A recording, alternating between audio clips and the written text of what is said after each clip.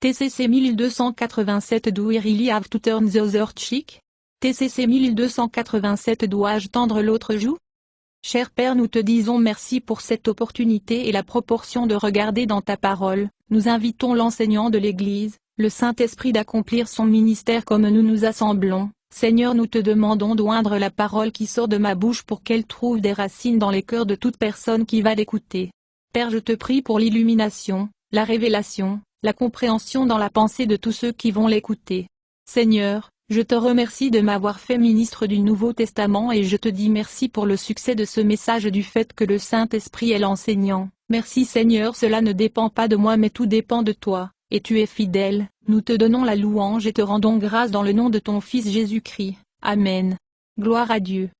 Depuis 2 semaines, nous parlons de juger d'autres personnes, dans le cadre d'une série plus large sur le développement d'un caractère semblable à celui du Christ ou devenant de plus en plus semblable à Jésus dans nos motivations et actions. Jésus a fait la déclaration classique sur le jugement dans son sermon sur la montagne, quand il a parlé de retirer le rondin de votre œil avant d'essayer de traiter la paillette dans l'œil de votre frère. Matthieu 7 versets 1 à 5. Rappelez-vous ce que nous avons dit dans les leçons précédentes. Jésus n'enseignait pas que nous ne devrions pas juger. Il nous disait plutôt comment juger. Jésus s'adressait à nos motivations et attitudes comme nous jugeons.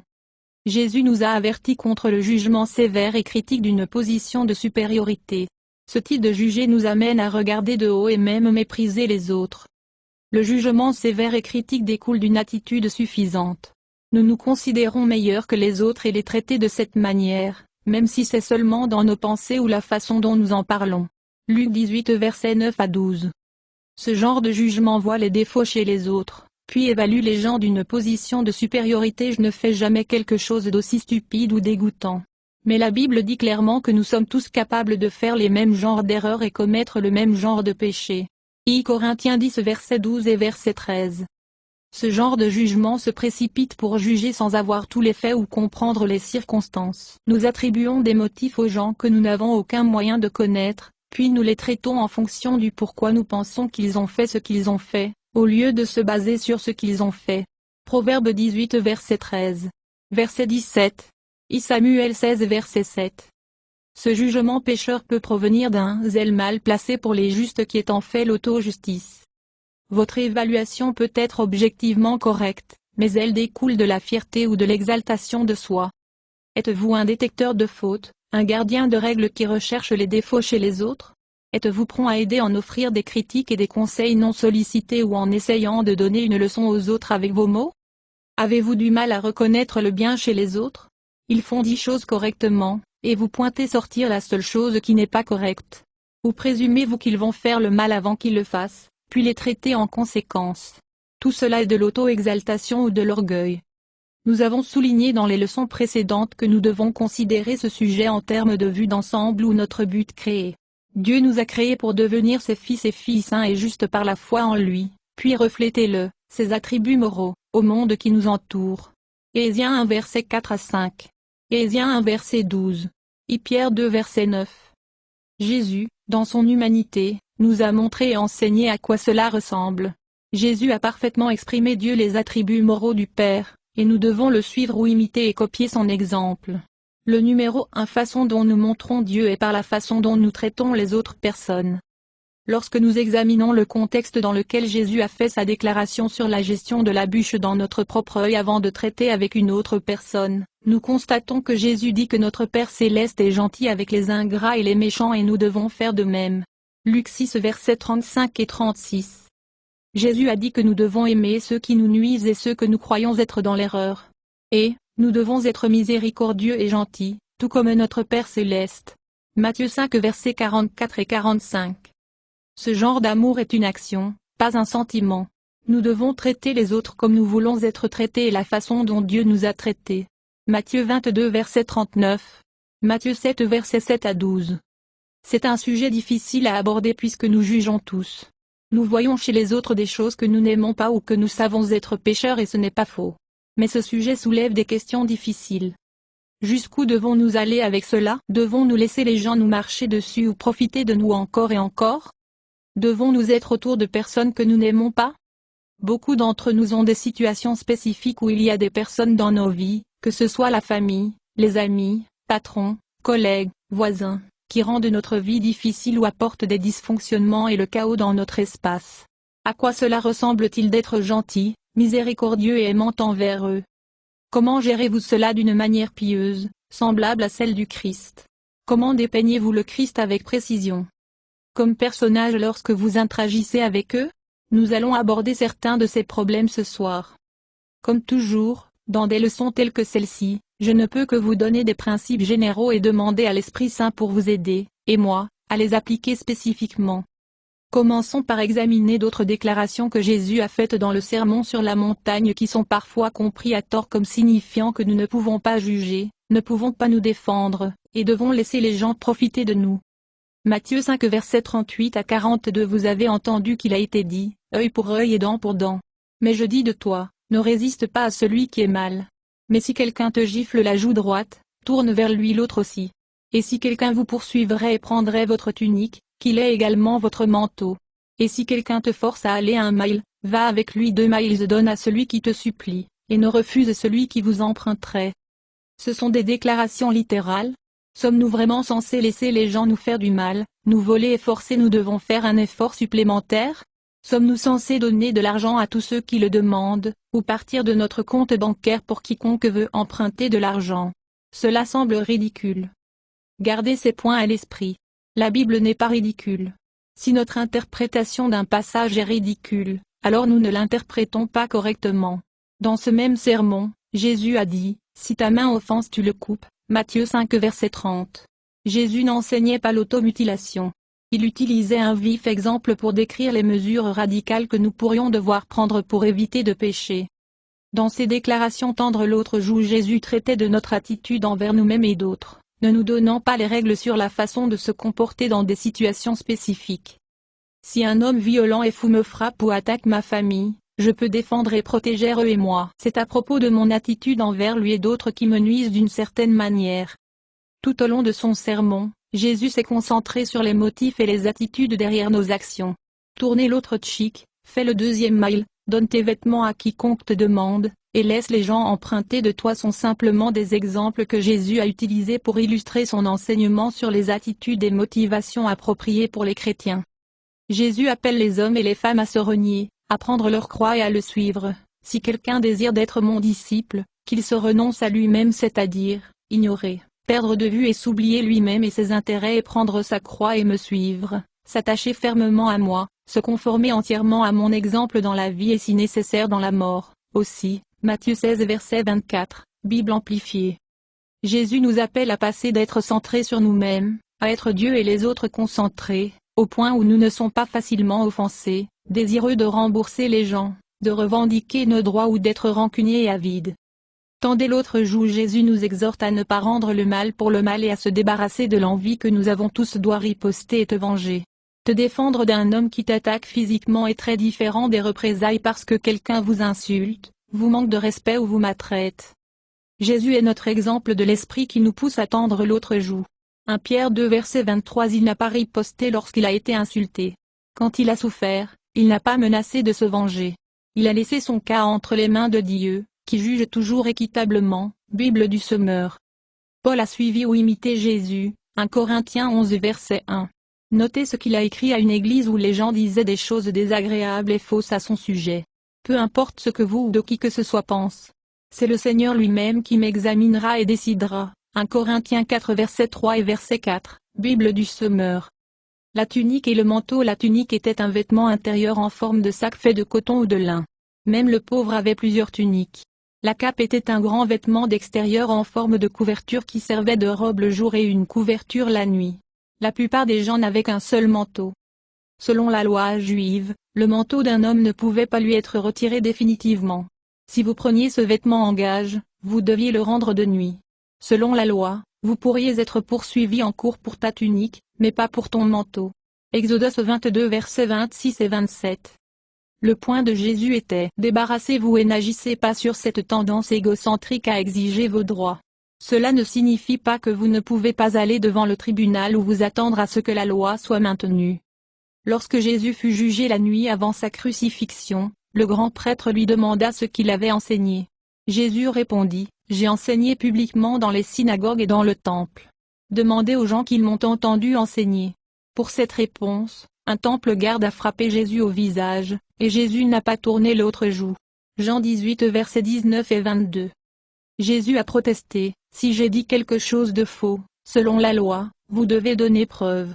Devriez-vous frapper un homme pour avoir dit la vérité? Jean 18 verset 23, la Bible du Sommeur. Allez, le deuxième mail. L'Empire romain contrôlait Israël à cette époque, et c'était un pays commun pratique pour les militaires de contraindre un homme à déplacer des bagages d'un endroit à l'étape suivante. Jésus s'occupait de notre ressentiment naturel face aux exigences que les gens nous imposent quand ils nous demandent de faire quelque chose que nous pensons ne pas devoir faire. C'est une question de notre attitude envers nous-mêmes. Nous devons avoir une attitude de serviteur et l'état d'esprit qu'aucun pouvoir ne peut nous insulter, puisque faire ce que nous faisons comme pour le Seigneur. Colossiens 3 versets 23 et 24. Donnez à celui qui demande et à celui qui veut emprunter. Jésus ne nous exhortait pas à aider les fraudeurs, mendiants professionnels, toxicomanes, ceux qui choisissent de ne pas travailler ou de dépenser leur argent pour commettre des péchés vivants. Encore une fois, Jésus s'adresse à cette attitude égocentrique: ce qui est à moi est à moi. Sans le Seigneur, nous ne sommes rien et n'avons rien. Icor 4 2.7. Qu'est-ce qui te rend meilleur que quelqu'un d'autre? Qu'est-ce que tu as que Dieu ne t'ait pas donné? Et, si tout ce que tu as est de Dieu, pourquoi te vanter comme si tu avais accompli quelque chose par toi-même? La Bible du Sommeur. Jésus ne nous dit pas de vider nos comptes bancaires. Il nous exhorte à identifier les égoïstes attitudes en nous qui ont besoin d'aller et de faire face à notre tendance à ne pas aider ceux dans le besoin réel lorsque nous sommes en mesure de le faire, cette tendance à être gourmand et à s'accrocher à ce que nous avons. À quoi cela ressemble-t-il dans la vie réelle, dans des situations où les gens apportent dysfonctionnement et chaos dans nos vies, les gens qui ne font pas seulement de mauvais choix, mais des choix pécheurs?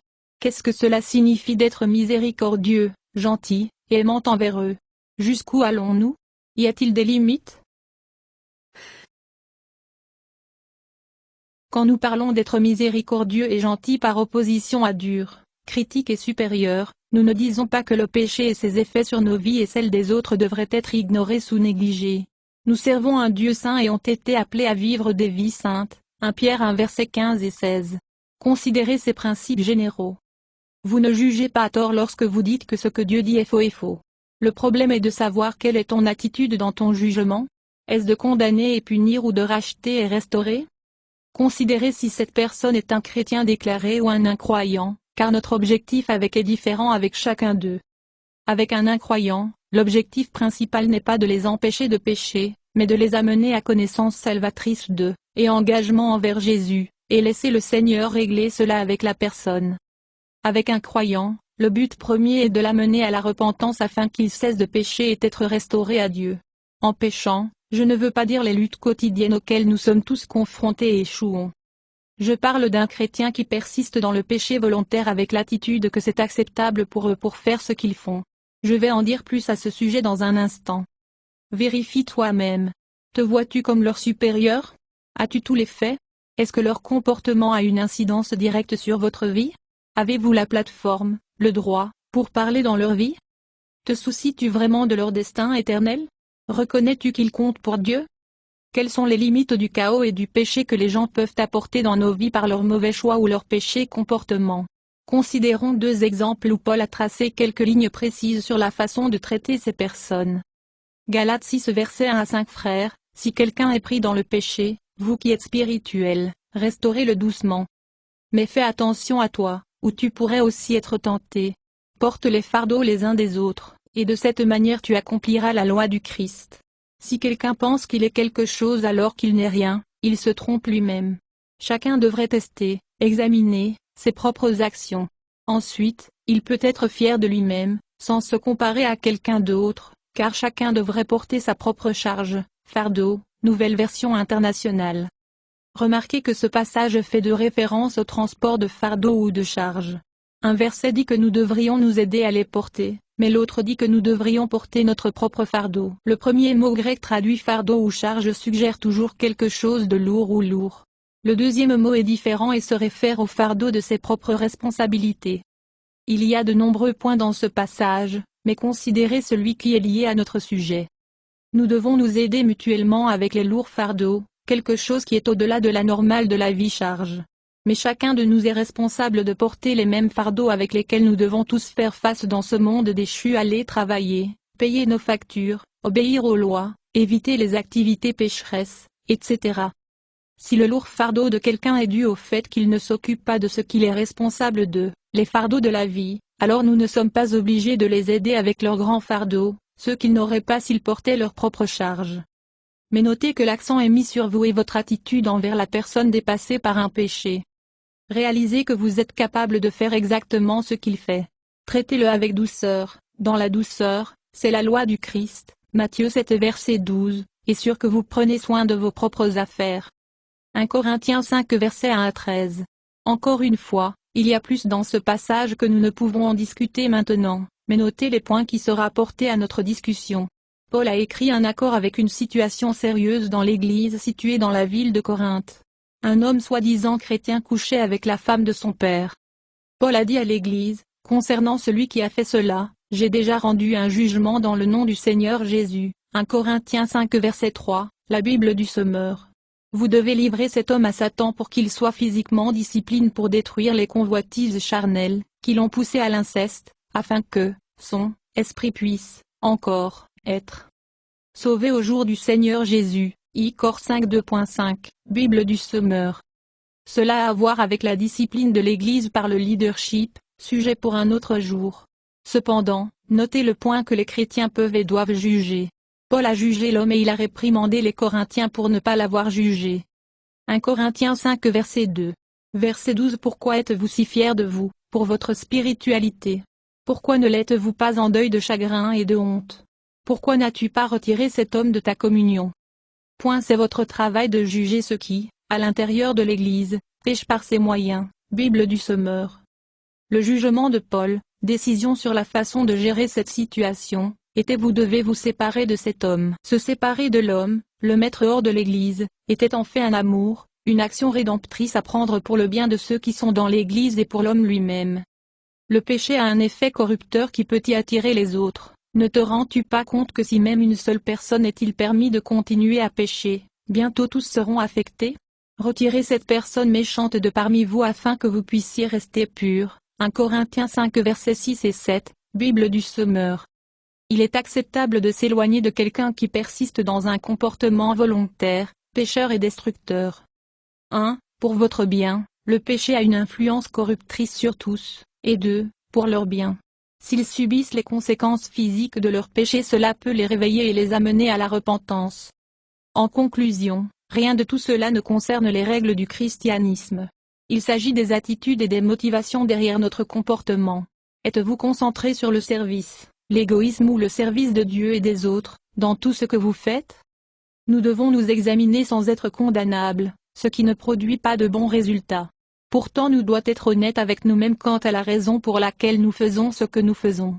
Si vous n'êtes pas sûr, demandez à Dieu de vous aider à voir. Les motifs égoïstes peuvent nous entraîner dans des situations avec lesquelles nous ne devrions pas être impliqués. Les gens penseront que je suis une mauvaise personne si je n'aide pas. Ils ne m'aimeront pas si je leur parle directement et leur dis d'arrêter leurs actions. En fin de compte, Dieu ne demande à personne de laisser sa vie être détruite par la destruction de quelqu'un, comportement chaotique. Mais nous devons réaliser que les motifs égoïstes peuvent aussi nous excuser d'être gentils envers et patients avec des gens que nous n'aimons tout simplement pas. Mais c'est une leçon pour un autre jour. Ma prière est que par ces leçons chacun de nous sera inspiré pour marcher comme Jésus a marché. Laissez Jésus vous faire confiance à travers sa parole, la Bible. Merci Seigneur pour votre merveilleuse parole que tu as choisie pour que ça passe par moi. Merci Seigneur de choisir des fils et des filles d'être conformes à l'image de Jésus-Christ et d'être faits comme tes enfants en caractère et en puissance, pour tout ce qu'on entend. Que cette leçon puisse nous donner le désir de rechercher et de grandir en Jésus-Christ dans cet endroit. Seigneur, nous vous remercions et nous vous servons sur votre scène, notre désir c'est de demeurer en toi au nom de ton Fils Jésus-Christ. Amen. Louez le Seigneur, louez le Seigneur.